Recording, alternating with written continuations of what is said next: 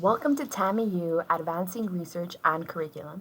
This video is the first in our series on guides for learning about statistics, data analysis, and other skills related to research essentials for graduate students. This series was recorded by TAMIU ARC's Supplemental Leader, Leslie Hernandez, as part of the Graduate Supplemental Instruction Program and uses references to coursework from classes guided in the year 2021. Portions of this video have been edited and formatted for a general viewing audience to make the educational content in the video useful for as many students learning statistics as possible. For more information on TAMIU's ARC services, see our contact information in the description and see our other guides on professional development, research, and advanced writing in our YouTube channel. Thanks for watching, stay smart, and visit ARC. This video is going to go over Chapter 1 of the book, Introduction to Multivariate Statistics. So first off, what they talk about is that the type of statistical analysis is going to be based on the type of research design you have, whether it's experimental or non-experimental. So what are these things? Experimental would be when you're trying to manipulate the independent variable. So you're trying to expose the respondents or participants into a certain thing. So one of these would be you want to know the effectiveness of 3 different counseling techniques. So what you would do is that you would randomly assign each participant to one of the 3 conditions, and then you would see the results, right? For the non-experimental, it's more about surveys or interviews, more about descriptive and correlational, but you don't try to manipulate the independent variable. So it's more of like you're viewing how people behave, or like you're trying to understand your population or sample, but you don't engage or try to change something. So the differences are that you control or manipulate one of them. There's random assignment involved in one of them.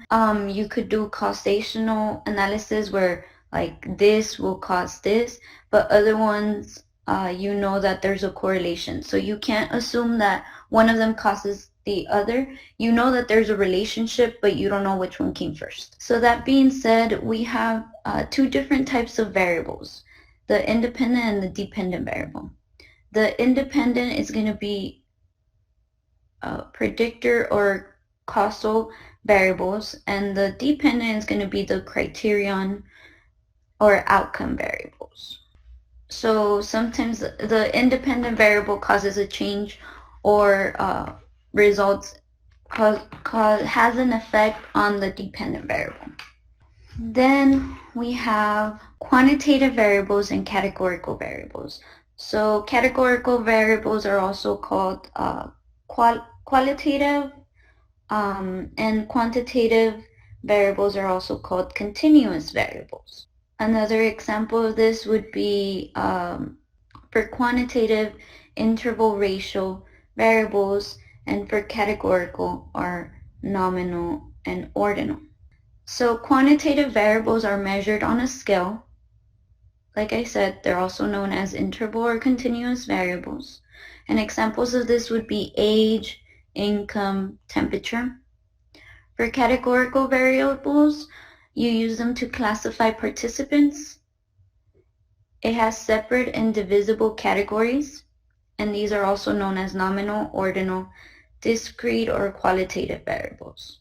An example of this could also be gender, religious affiliation, and the type of school. So an example of a categorical variable that we have is a dichotomous variable. So both quantitative or categorical variables can be dichotomized. So how do you do this? Let's think about age. So age could be a quantitative variable if you ask a person, how old are you, right? And they have to give you a number. But this could also be recoded or transformed into a dichotomous variable, which, let's say in my case, I say 25, right? That's the quantitative variable. But if we want to dichotomize it, that means we would have 2 different categories. So I would put less than 25 and the other category would be 25 or older. I would fall into the second category. And anyone who's younger than 25 would fall into the first category. So you see, you could change quantitative variables to categorical variables. Later on, we're going to look into different types of levels of measurement, which are going to talk more about nominal, ordinal, interval, and ratio variables. So descriptive statistics are meant to describe or summarize the data collected as a set of participants. So you actually always want to put this into your report when you're analyzing data, the descriptive statistics. And there's four main types of descriptive statistics: the measures of central tendency, variability, relative position, and relationship. So for measures of central tendency, what are they? So they allow researchers to describe the data with a single numerical value. So this is basically the average or a typical value, and it could be mode, median, and mean. So the mode is the score that appears more frequently in the distribution, and this is mainly used for variables measured at the nominal level. Then there's the median, which it's meant to divide the upper 50 of the scores and the lower 50 of the scores. People don't usually use this, or researchers, this has like a limited use because it does not consider all the values in the distribution. And values of extreme scores, which would be also considered outliers, whether they're in the positive or negative side, they're completely ignored. So this is best used for ordinal level measurement variables. And the mean, that's the one that's most frequently used, and basically it's just the average of the scores. And why is this one the most frequently used? Is because it actually includes all the values in the distribution, like it considers them all. But this also means that extreme scores or outliers can highly impact the mean. And this is best used for interval or ratio scale variables. Then measures of variability. So these measures the degree to which the scores are spread around the measure of central tendency. And these are the range, the quartile deviation, the standard deviation, and the variance. So range, we already know that you just subtract the lowest score from the highest score, but this one's not a good indicator of the amount of spread in scores. So people, or like researchers, don't use it as much. And then there's the quartile deviation, and this one's used for when you have extreme values.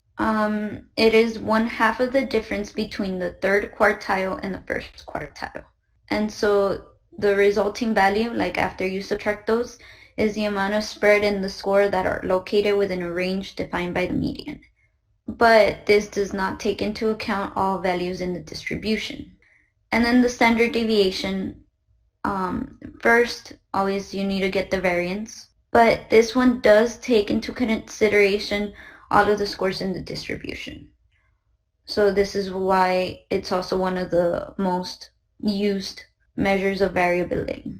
And when you have a large standard deviation, the scores in the distribution are spread away from the mean, and when you have a small standard deviation, the scores are more clustered closer to the mean. And this is best for variables measured at the interval or ratio level.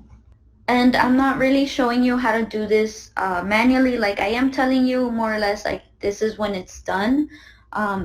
The reason being is because I'm gonna teach you how to do it in SPSS, which is more like faster and simpler to do.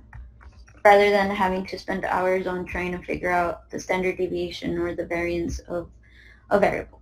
So for the measures of relative position, for those, they indicate where a specific score is located in relation to the rest of the scores. So this one allows researchers to describe how a given individual performed when compared to all the others measured on the same variables. So the most common ones are the percentile ranks and the standard scores.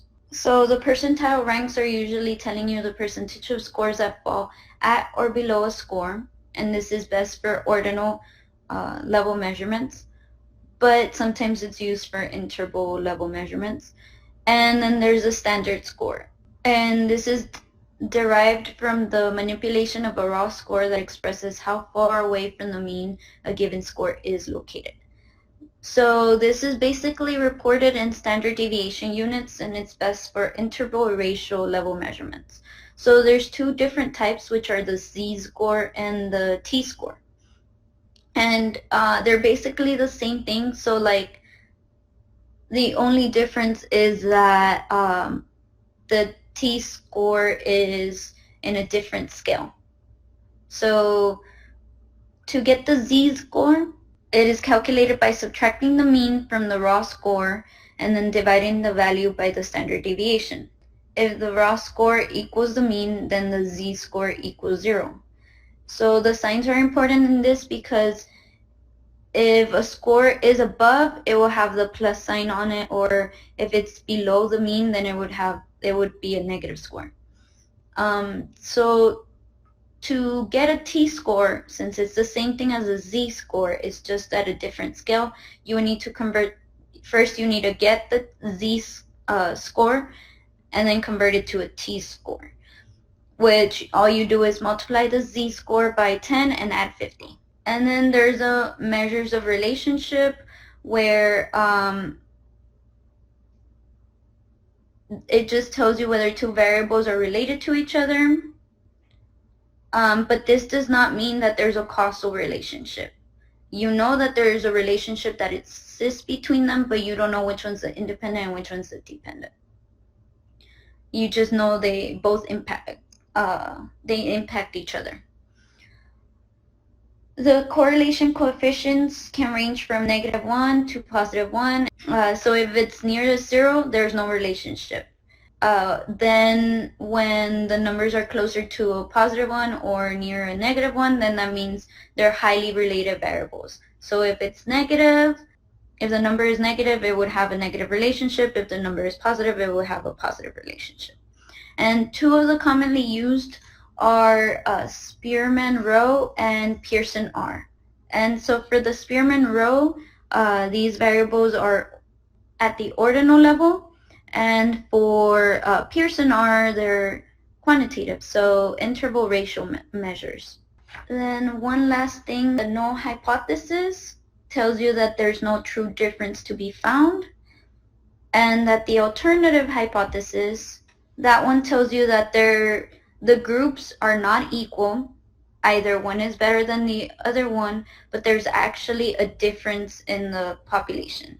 And the Null Hypothesis is the one being tested, so it's the one that you reject or the one that you accept because it's easier to disprove. And the type 1 error is when the Null Hypothesis is actually true, but the researcher said that it was false. And the type 2 error is when the Null Hypothesis is actually false and the researcher concludes that it is true. So now we're going to look into how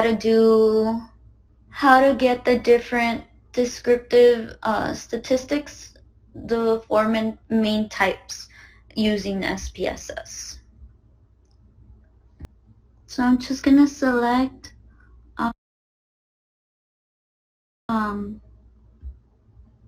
one from the sample files.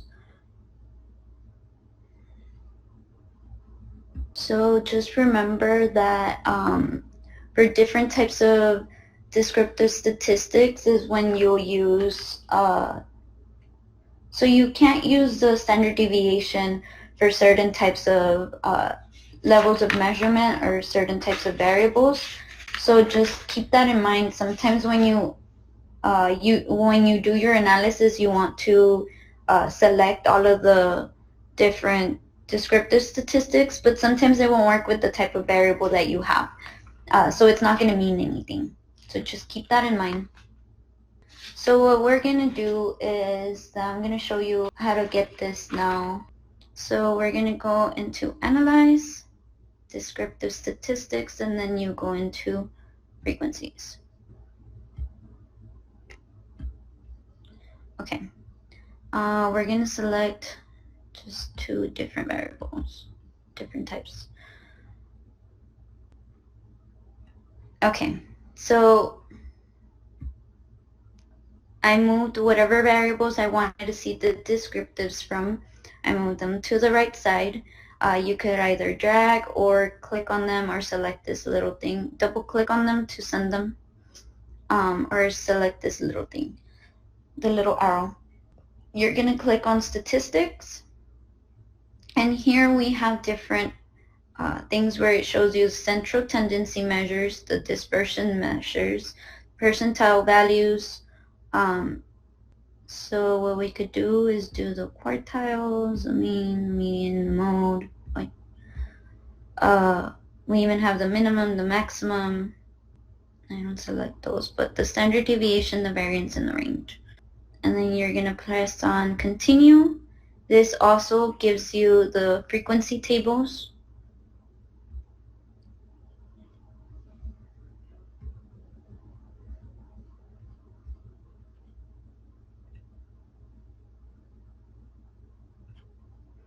So the first table is where it gives you the statistics, the mean, the median, the mode for each variable that you selected. Also remember that one of them was a nominal and the other one was a scale. So one of them, the mean's not going to mean anything, or like the mode is the one that would work best for nominal data. So like variables that are measured at the nominal level, and the mean would be for those with the interval ratio. And we selected a scale, so that one would work with those. Then this is your frequency table.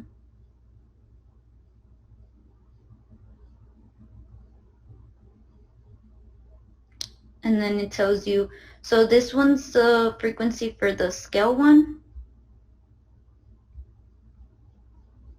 which was the 4-year resale value. And here's the last one is a frequency table for the vehicle type. You only have two different ones, which are automobile and truck. You could also do the analysis from here. You could go to Analyze Descriptives, Statistics, and then go into Descriptives. But this one, let's just select the first one. You go into Options, and it has the mean, the standard deviation, the min, the max, the variance, and the range. So you could see the measures of central tendency don't show up here. They're just the dispersion ones, which are the same thing as a variability one. So it depends on again, if you are only going to work with interval ratio data, then you could use a descriptives option. But if you want to work with nominal and ordinal data and also scale at the same time, interval ratio, it would be best to use the frequency one. So that is it for this video. Thank you.